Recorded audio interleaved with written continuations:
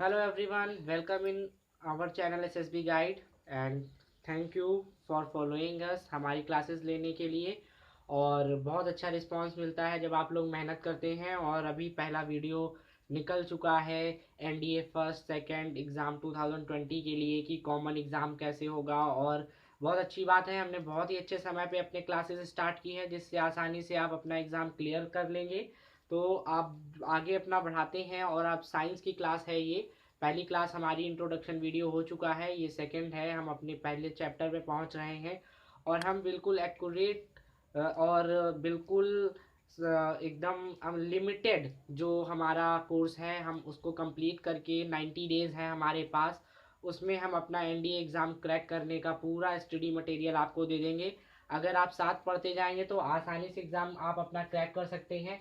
तो जैसे देख रहे हैं चैप्टर फर्स्ट मैंने डाला हुआ है यूनिफॉर्म मोशन मीन्स एक समान गति।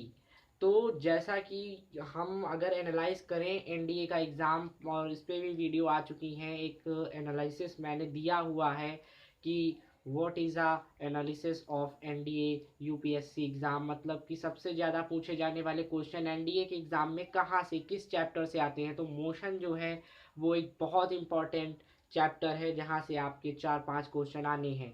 आपके न्यूमेरिकल्स प्लस थ्योरी बेस्ड दोनों आएंगे। और उसके बाद यहाँ पर हम जो है आगे बढ़ रहे हैं, तो ये भी जान लें कि मोशन में हमें जो है ज़्यादा नहीं, बस हमें समझना है, प्रैक्टिस करनी है और क्वेश्चन हिट करने हैं। और फिजिक्स एक ऐसा टॉपिक है जिससे 20 to 25 क्वेश्चन आस्क किए जाते हैं। तो अगर आप इस सेक्शन को ध्यान से तैयारी करेंगे, तैयार कर लेंगे, तो श्योर आप अपना एग्ज़ाम बेटा क्लियर कर लेंगे। तो आगे बढ़ते हैं और देखते हैं कि इसमें जो इम्पोर्टेंस डेफिनेशंस हैं वो क्या होती हैं। तो अगर मैं बात करूं पहले की मोशन की, व्हाट इज़ अ मोशन, अगर ऐसे ही सिंपल भाषा में सिंपल लैंग्वेज में हम यहाँ पर सारी चीज़ों को सिंपल चीज़ों में तोड़ रहे हैं आपके लिए, बहुत ही अच्छे और हल्के वर्ड्स में अच्छी डेफिनेशंस निकाल कर एक अच्छा स्टडी मटेरियल तैयार करना जिससे आप अपने नोट्स भी बनाएं। तो ईजिली अगर आप बैठेंगे सिर्फ, तो आप 10 मिनट या 15 मिनट के अंदर आप अपना पूरा क्विक रिवीजन भी कर सकते हैं हमारे साथ। तो आगे बढ़ते हैं, देखते हैं what is a motion. Motion जैसा कि लिखा है is the change in position of an object.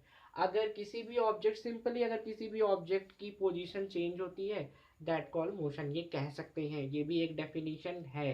ठीक है। और ट्वेल्थ बेस हमने पढ़ा है कि गति क्या होती है हिंदी मीडियम की, एक समान समय में, ठीक है, वस्तु की स्थिति में परिवर्तन, किसी वस्तु के सापेक्ष, उसे ही हम गति कहते हैं। तो बहुत हैवी वर्ड्स हैं। और यहाँ पे हम साइंस पढ़ेंगे एनडीए से related students who is preparing for national defence academy, then you have to touch with English. तो हिंदी मीडियम के स्टूडेंट्स भी जो हैं, आप हिस्ट्री को, आप जियोग्राफी को, आप हर सब्जेक्ट को ट्राई करें हल्के इंग्लिश के वर्ड से सीखते रहने की। क्योंकि आप कहीं पर भी बैठेंगे, आप एकेडमी में भी रहेंगे, then you have to learn English. ज़्यादा आपको हैवी वर्ड्स की ज़रूरत नहीं है, बट अंडरस्टैंड करें इंग्लिश लैंग्वेज को। सो मैं यहाँ पे अपने जो एजुकेशन का मोड रख रहा हूँ, बाईलैंग्वेज रख रहा हूँ, चीज़ों को मैं आपको हिंदी में भी कन्वर्ट करके और आपको इंग्लिश में भी बताऊँगा जिससे आप बाईलैंग्वेज तैयार रह सके और अपना एग्ज़ाम क्लियर कर सके। क्योंकि this is a officer level examination, so you have to know how you can manage with English. ठीक है। तो आगे बढ़ते हैं। इमोशन, और हमारी पॉपुलेशन, हमारी जो ऑडियंस है साउथ इंडिया से है, देन उनको भी कोई प्रॉब्लम नहीं होगी। आगे बढ़ते हैं, आगे बढ़ते हैं, आगे हमारा नेक्स्ट है statics. What is a statics, simply introduction type का है। ठीक है, ये क्वेश्चन आते नहीं हैं लेकिन फिर भी कुछ ऐसी डेफिनेशंस हैं कि बेस के लिए आपको समझना है। What is a statics, which deals with the study of object at rest. कि ऐसी चीज स्टैटिक्स वो है, गति विज्ञान वो है जो डील करता है study of object at rest, विराम की अवस्था में उसका अध्ययन करना ही क्या कहलाता है, स्टैटिक्स कहलाता है। फिर काइनेमैटिक्स क्या होती है, व्हाट इज द काइनेमैटिक्स, ये एक डेफिनेशन आती है बहुत ही इजी इजी वर्ड्स में आपके सामने डेफिनेशन मैंने लिखी है। Which deals with study of motions of object, जो स्टडी ऑफ मोशन करती है, मोशन माने गति का अध्ययन, और किसके लिए, किसी ऑब्जेक्ट का, वो क्या कहलाती है, काइनेमैटिक्स कहते हैं उसे। हम क्या कहते हैं उसे, काइनेमैटिक्स कहते हैं। बेटा बहुत इजी लैंग्वेज में मैं आपको इन साइंस की क्लासेस प्रोवाइड करा रहा हूँ। आपकी यहाँ से थ्योरी प्लस आपके न्यूमेरिकल्स बोथ क्लियर हो जाने हैं, और अभी क्वेश्चन भी प्रैक्टिस करेंगे जो एनडीए में आते हैं। फिर आगे बढ़ते हैं। Next, what is a dynamics? What is a dynamics? Then we can say in simple words, which deals with steady cause of motion. जो क्या करता है, जो स्टडी करता है, अध्ययन करता है किस चीज पे, कॉज ऑफ मोशन, गति के कारण को, तो उसको हम कहते हैं डायनेमिक्स, उसको कहते हैं डायनेमिक्स बेटा। फिर आगे चलते हैं, व्हाट इज द रेस्ट? क्योंकि नेशनल डिफेंस एकेडमी एक प्रेस्टिजियस एकेडमी है, then you have to qualify, deal with and tackle with all problems and with your all fears. तो डोंट वरी अबाउट इंग्लिश, आप डरे नहीं, आप उससे लड़े। अगर लड़ेंगे, मर्ज होंगे, हमारे साथ बाइलैंग्वेज पढ़ेंगे, तो सिंपली आपकी पर्सनैलिटी में भी एक चेंज आएगा। आगे बढ़ते हैं, rest. An object is said to be at rest. कोई भी ऑब्जेक्ट जो है, कोई भी वस्तु है, वो रेस्ट पे तब कहा जा सकता है if it is does not change its position, यदि वो अपनी पोजीशन को, स्थान को परिवर्तित ना करे, with time, with respect to its surrounding, चाहे वो समय हो या फिर अपने आसपास के वातावरण। मतलब रेस्ट मीन्स विराम। क्या होता है, कोई भी वस्तु अगर किसी समय अंतराल में या आसपास की किसी वस्तु या वातावरण के कारण अपना अपना स्थान, अपनी पोजीशन चेंज ना करे, तो उसे हम कहते हैं विराम, या विरामावस्था में है कोई भी चीज। अब देन मोशन की डेफिनेशन क्या निकल कर आ जाती है? मोशन की डेफिनेशन ये आ जाती है, an object is said to be in motion. अगर कोई वस्तु मोशन में है, या तभी कहा जा सकता है motion if it is change its position, यदि वो अपना स्थान क्या कर रही है, बदल रही है, यदि वो अपना स्थान बदल रही है with time, with respect to its surrounding, समय के अनुसार या फिर अपने आसपास की किसी वस्तु के अनुसार।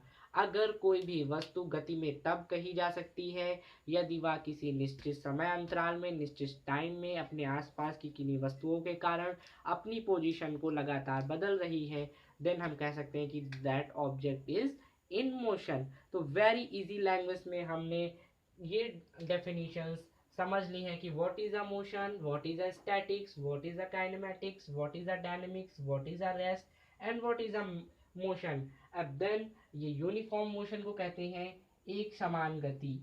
ठीक है, हिंदी वालों बिल्कुल परेशान मत हो, बाइलैंग्वेज क्लासेस होंगी, किसी को कोई प्रॉब्लम नहीं होगी, और उसके बाद जो है सबको एक अच्छा कंटेंट मिलेगा, जिससे श्योर 90 डेज के अंदर आप अपना एनडीए क्रैक कर लेंगे, घर बैठे एनडीए क्रैक कर लेंगे। तो बिल्कुल परेशान होने की ज़रूरत नहीं है, इसको रफ करके आगे बढ़ते हैं।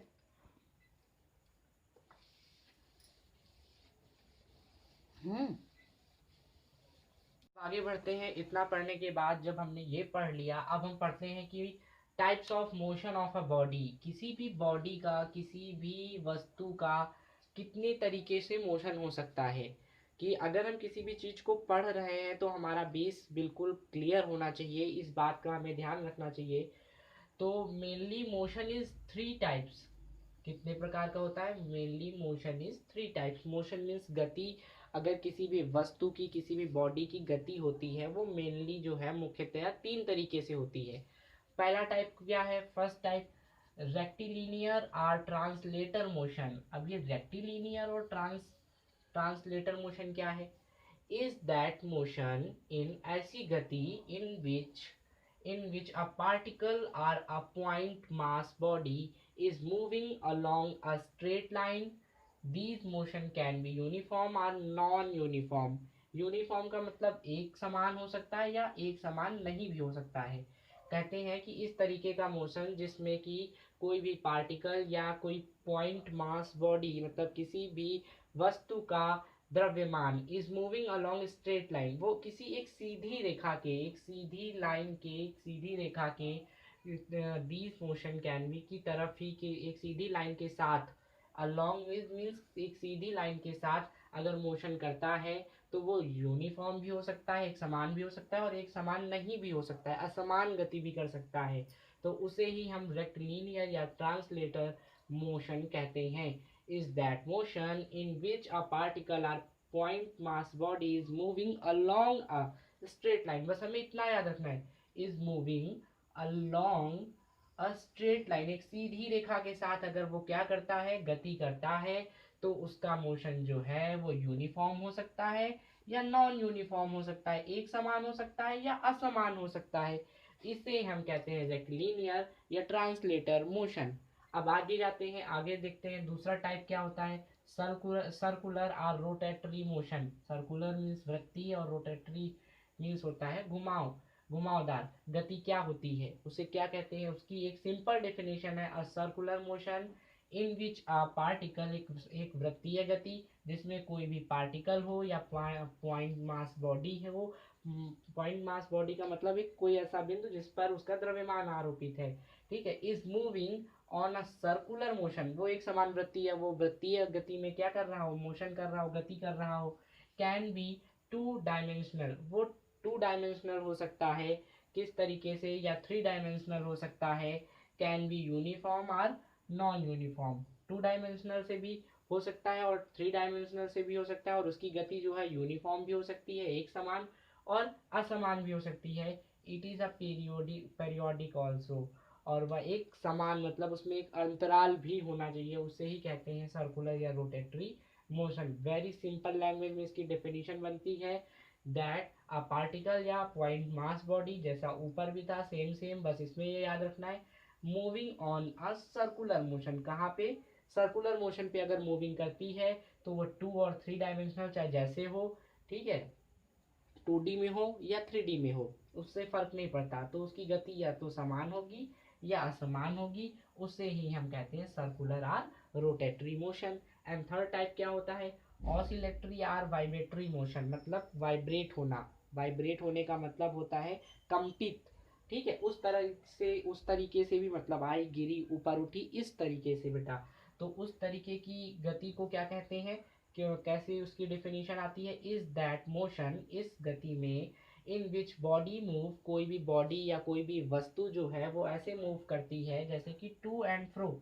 मतलब नीचे गेंद फेंकी गई और फिर ऊपर उछल के आ जाना, to and fro, or back and forth repetitory, back and forth जाना और आना, इस तरीके से, and repeatedly about a fixed point, एक फिक्स्ड पॉइंट पे, जैसे कि वो, जैसे कि मैंने गेंद फेंकी या कोई गेंद फेंकता है तो गेंद जाती है फिर वापस आके आपके हाथों में आ जाती है, उस तरीके की गति को in the oscillatory motion the amplitude is very small and then vibratory motion, और उसका एम्पलीट्यूड जो होता है वो बहुत छोटा होता है, उसे ही हम वाइब्रेटरी मोशन कहते हैं।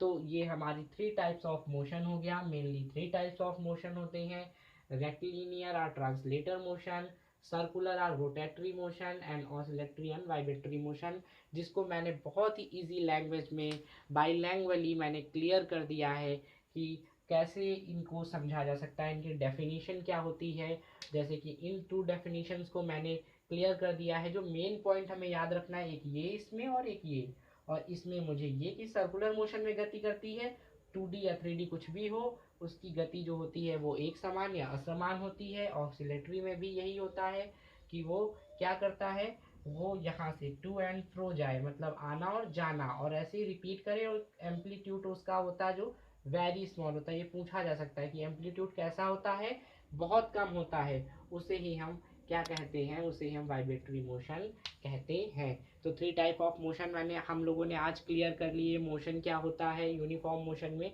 ये कुछ इंपॉर्टेंट टॉपिक्स थे जो हमने आज पढ़े। अब इसके आगे क्लासेस हम नेक्स्ट वीडियो में कंटिन्यू करेंगे, क्योंकि वीडियो बहुत बड़ा हो जाएगा।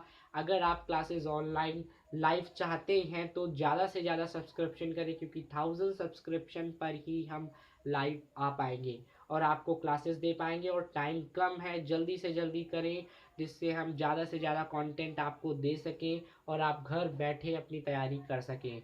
और थैंक यू अगेन इतना सारा प्यार देने के लिए और हमारी क्लासेस को अटेंड करने के लिए। ऐसे ही तैयारी करें, श्योर आप 90 डेज़ के अंदर अपना NDA का कोर्स कंप्लीट करके, प्रैक्टिस करके एग्ज़ाम को हिट करके आएंगे।